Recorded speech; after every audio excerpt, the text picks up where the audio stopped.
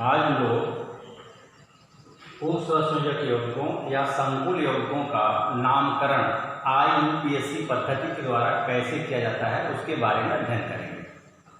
तो देखिए, पहले कुछ हम संकुल यौगिकों का सूत्र लिख लिए हैं, ठीक है। अब इसका नामकरण करने का तरीका क्या है, तो इसके पहले आपको हम कल के होमवर्क में दिए थे कि कुछ लिगेंड्स दिए गए थे और उनका IUPAC नाम आपको कहते याद करेंगे तो ये चीज आपको समझ में आएगा। तो पहले हम लोग जानते हैं कि लिगेंड्स के बारे में पढ़ चुके हैं कि जो उप सहसंयोजक यौगिक होते हैं तो बड़े कोष्ठक में क्या होता है, केंद्रीय धातु परमाणु अथवा आयन होता है और उससे जुड़े हुए जो अणु या आयन होते हैं उन्हें हम लिगेंड्स कहते हैं। तो सबसे पहले जैसे जो उप सहसंयोजक यौगिक है इसको बताया जाता है कि ये 3 प्रकार का हो सकता है।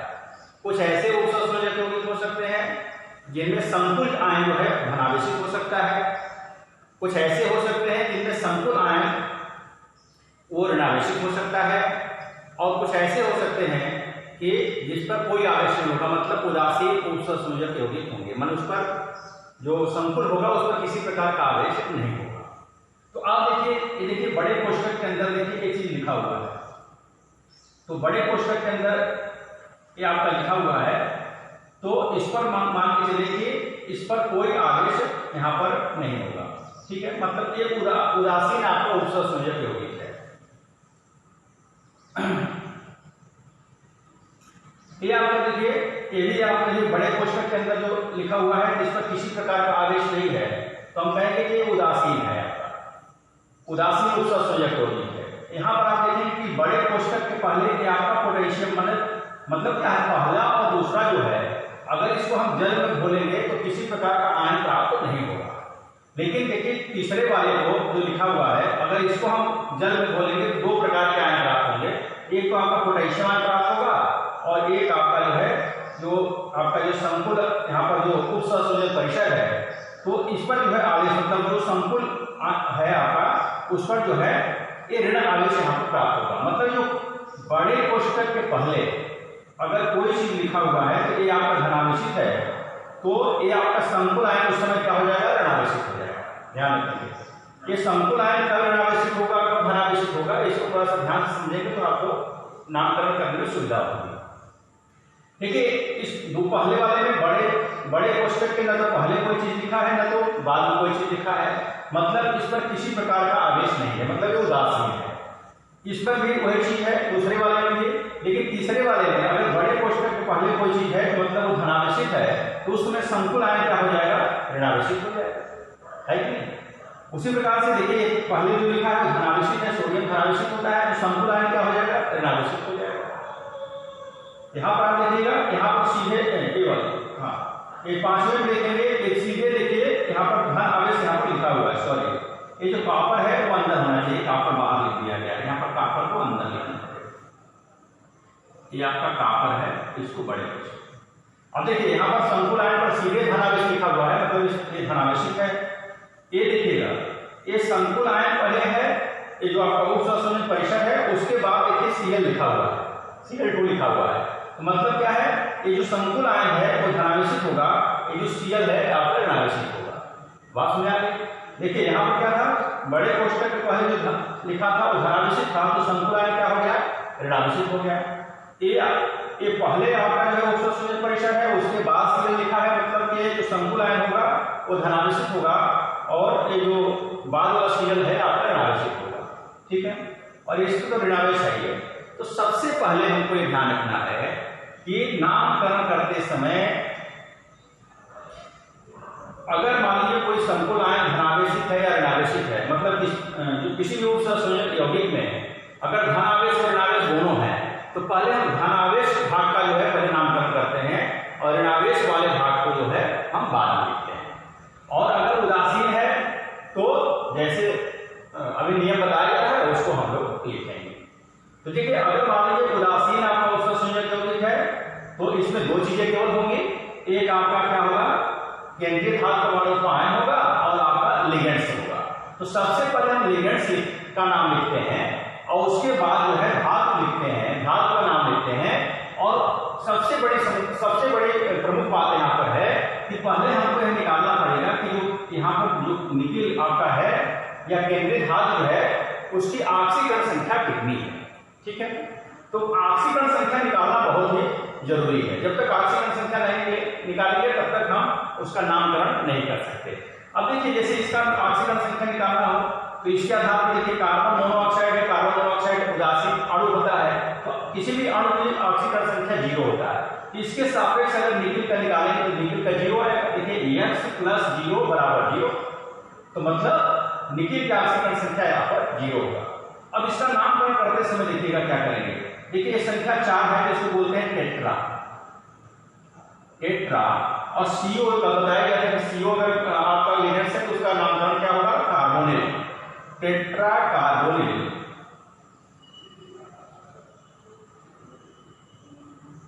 टेट्रा कार्बोनिल और उसके बाद आप निकिल लिखेंगे, धातु का नाम लिखेंगे। और ये ध्यान रखना है कि इनके बीच में कोई गैप नहीं होगा, मतलब एक और बड़े कोष्ठक के अंदर जो भी चीज आप लिख रहे हैं, जो भी चीज है उसको एक पंक्ति में मतलब एक लाइन में उसके बीच में कोई आपको गैप नहीं करना है। तो हो गया टेट्रा कार्बोनिल निकिल और उसके बाद निकिल की ऑक्सीकरण संख्या जो भी होगी उसको हम कोष्ठक में देते हैं, तो यहाँ पर क्या हो जाएगा 0। इसका नामकरण हो जाएगा टेट्रा कार्बोनिल निकिल 0। अब यहाँ पर हम देखेंगे ये भी आपका उदासीन उपसंयोजक यौगिक है, तो पहले हम लिगेंड्स का नाम लिखेंगे। अब देखिए इसमें 2 लिगेंड्स आ गए, एक आपका NH3 है, दूसरा आपका Cl। तो अभी तक इसके पहले लिगेंड्स बताया गया था कि NH3 को एमीन बोलते हैं और Cl को क्लोराइडो बोलते हैं। तो अगर 2 या 2 से अधिक लिगेंड्स अगर हैं न उपसंयोजन परिसर में, तो सबसे अल्फाबेट के क्रम में जो है उसका नामकरण किया जाता है। तो अल्फाबेट में पहले एमीन आएगा तब क्लोराइडो आएगा। तो हम क्या लिखेंगे, एमीन कितना है 3, यहाँ लिखेंगे ट्राई एमीन, ये ट्राई एमीन हो गया। फिर ट्राई क्लोराइडो, ट्राई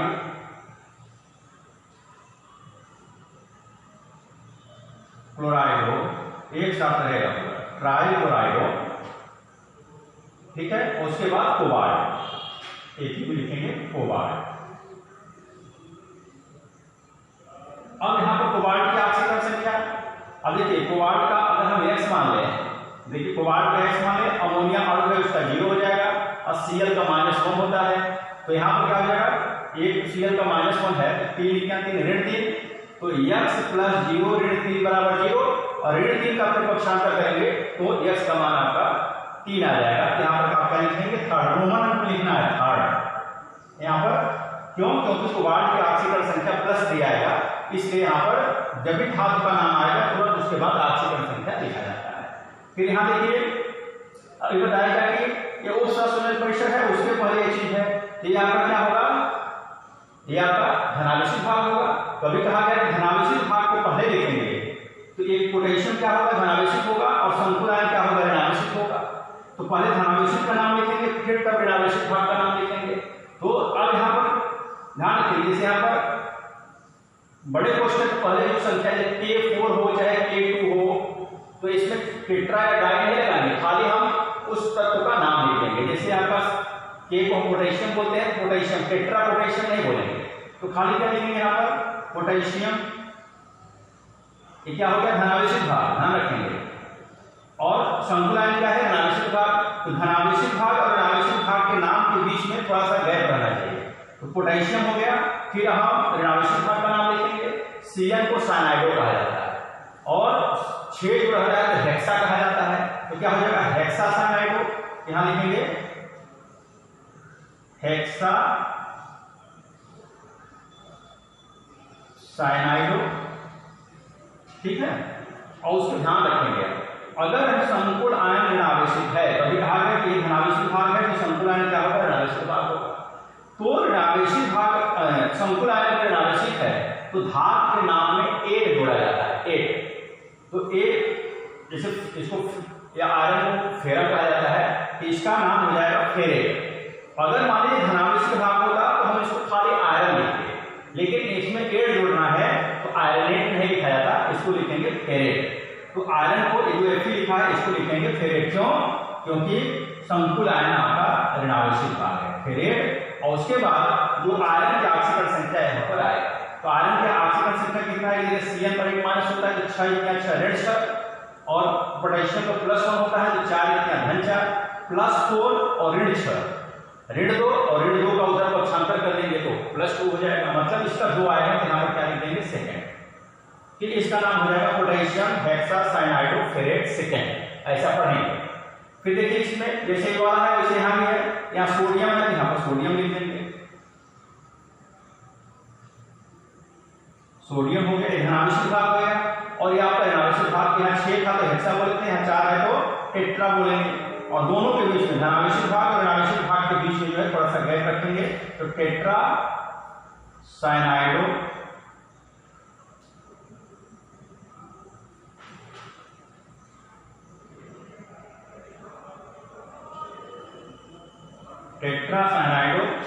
और फिर देखिए निकिल में निकले, निकिल नाम होता है, इसका नाम हो जाएगा निकले, निकलेट कर सकते हैं, निकलेट। और फिर इसकी ऑक्सीजन संख्या निकालने के लिए सोडियम +1 होता है 2 या 2 धन 2, और Cn पर 1 माइनस होता है तो 4 या 4 ऋण 4 और धन 2 करेंगे तो ऋण 2, और ऋण 2 का पक्षांतर करेंगे धन 2, इसका भी यहाँ पर 2 आएगा, इसलिए यहाँ लिखेंगे सेकेंड। यहाँ पर ऑक्सीजन संख्या पहले हम निकाल करके तब नामकरण लिखना शुरू करेंगे।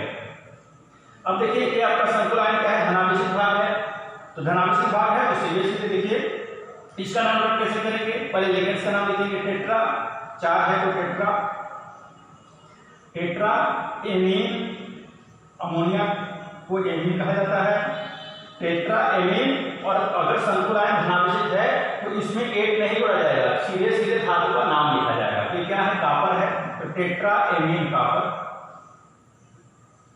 और इसकी ऑक्सीजन संख्या कितनी है, देखिए अमोनिया का 0 होता है तो X + 0 बराबर, जितना आवेश होता है बराबर करके दिया जाता है +2, तो X बराबर +2 है, मतलब ऑक्सीजन संख्या कितनी है 2 है, तो टेट्रा एमीन कापर सेकेंड।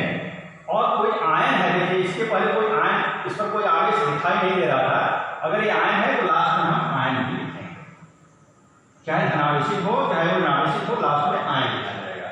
इसको देखा जाए, ये भी आपका धनावेशित भाग है और ये आपका ऋणावेशित भाग है। इसमें देखिए लिगेंड्स आपके जो है 1 2 3 लिगेंड्स हैं, ईएन को बताया गया था कि इसको एथेन 1,2 डाइएमीन बोलते हैं, H2O को एक्वा बोलते हैं, Br को ब्रोमाइडो बोलते हैं, अल्फाबेट में पहले एक्वा आएगा फिर ब्रोमाइडो आएगा, तब ये आपका एथेन 1,2 डाइएमीन आएगा। देखिए क्या लिखेंगे, एक्वा,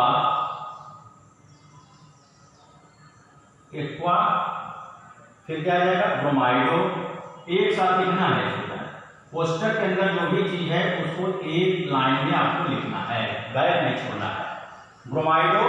और देखिएगा जैसे ये लिगेंड्स था EN, तो इसको बोलते हैं एथेन 1,2 डाइएमीन, इसमें डाई आ गया है, इसलिए इस 2 जो ट्वाइस लिखा है इस 2 के लिए डाई का प्रयोग नहीं करेंगे।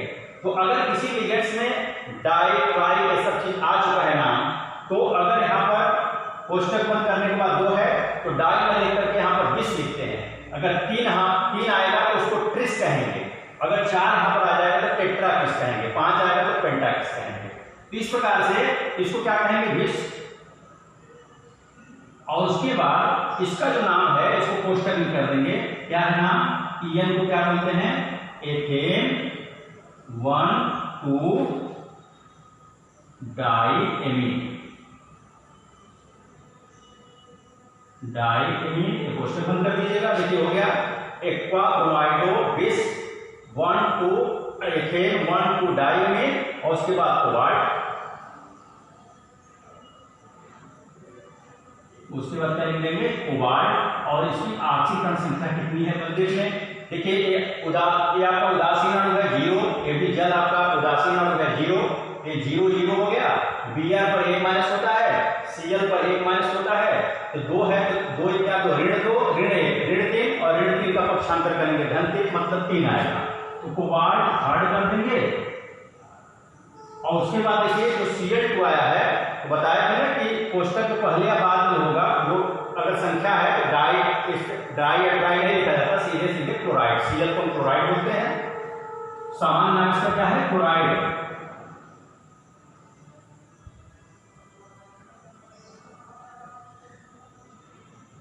देखिए क्लोराइड लिखेंगे। अब ये ध्यान रखेंगे, अगर ये Cl लिगेंड्स ग्रुप में है, मतलब अगर बड़े कोष्ठक के अंदर है तो इसको क्लोराइडो कहा जाता है, और अगर वो बड़े कोष्ठक के बाद है तो उसका सामान्य नाम लिखा जाता है, उसको क्लोराइड लिखते हैं। इसी प्रकार से इसको लिखेंगे। देखिए ये आपने आवेशित है और 4 है, यहाँ क्या लिखेंगे टेट्रा हाइड्रॉक्सो, OH को हाइड्रॉक्सो कहा जाता है, हाइड्रॉक्सो, ठीक है। और ऋणावेशित है, ऋणायन है तो जिंक में जिंकेट इसका नाम हो जाएगा, 8 जोड़ देंगे तो हो जाएगा जिंकेट ना। और ऑक्सीकरण संख्या देख लेंगे यहाँ पर, तो देखिए OH पर 1 माइनस होता है तो 4 लिखना चाहिए, ऋण 4, और ये बराबर करके ऋण 2 लिखेंगे, और ऋण 4 का पक्षांतर करके धन 4 आ जाएगा, तो ऋण 2 धन 4 धन 2 हो जाएगा, मतलब 2 ऑक्सीकरण संख्या है। तो जिंकेट सेकेंड लिखने के बाद और फिर आयन है तो लास्ट में हम आयन, ठीक है। तो इस प्रकार से हम उप सहसंयोजक यौगिकों का नामकरण करते हैं। इसको हम लोग लिख लेंगे, और इसके बाद बहुत से उदाहरण आपकी किताब में दिया गया है, हम लोग अभ्यास करेंगे। धन्यवाद।